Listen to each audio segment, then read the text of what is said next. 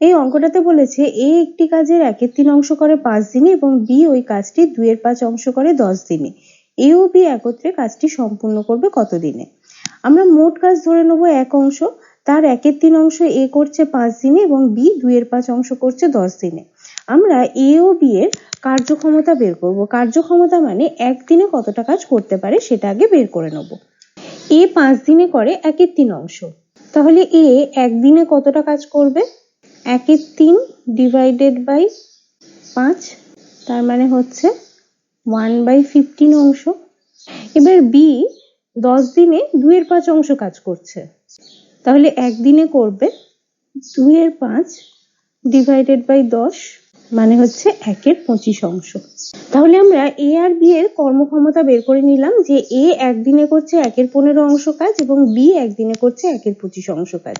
এবার আমরা দেখব যে এ ও বি একত্রে একদিনে কতটা করতে পারবে। একত্রে একদিনে কতটা করবে? 1/15 প্লাস 1/25, সেটাই এ ও বি দুজনে মিলে একদিনে করতে পারবে। সুতরাং এ ও বি একত্রে একদিনে করে 1/15 প্লাস 1/25 অংশ কাজ। এবার আমরা এটা যোগ করব, তো 15 আর 25 এর আগে এলসিএম বের করব। 15 আর 25 এর এলসিএম এখানে বের করে নিই। আমরা পাচ্ছি 75, 5 5 25 আর 3 25 75, তাহলে আমরা পাচ্ছি 75।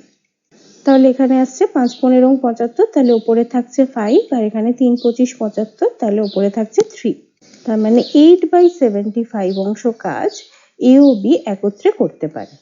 তাহলে এ ও বি একত্রে 8/75 অংশ কাজ একদিনে করে। এবার আমরা জানি মোট কাজের পরিমাণ কত? 1 অংশ, তাহলে 1 অংশ কাজ তারা কত দিনে করবে? সেটাই হচ্ছে এ ও বি কত দিনে কাজটি সম্পূর্ণ করবে। তাহলে এটা হবে 1 ডিভাইডেড বাই 8/75, তার মানে এটা উল্টে যাবে, জাস্ট 75 ডিভাইডেড বাই 8 হয়ে যাবে। সুতরাং এখান থেকে আমরা পেলাম 9 পূর্ণ 3/8 দিন। এই 3/8 দিনকে ঘন্টায় কনভার্ট করা যায় 9 দিন, আর এটা বলা যায় 3/8 ইন্টু 24 ঘন্টা, তার মানে হচ্ছে 9 দিন 9 ঘন্টা। এইভাবেও আনসার রেখে দিতে পারো, চাইলে কনভার্ট করে দিতে পারো। তাহলে আমরা দেখতে পেলাম এ ও বি একত্রে কাজটি সম্পূর্ণ করলো 9 দিন 9 ঘন্টায়।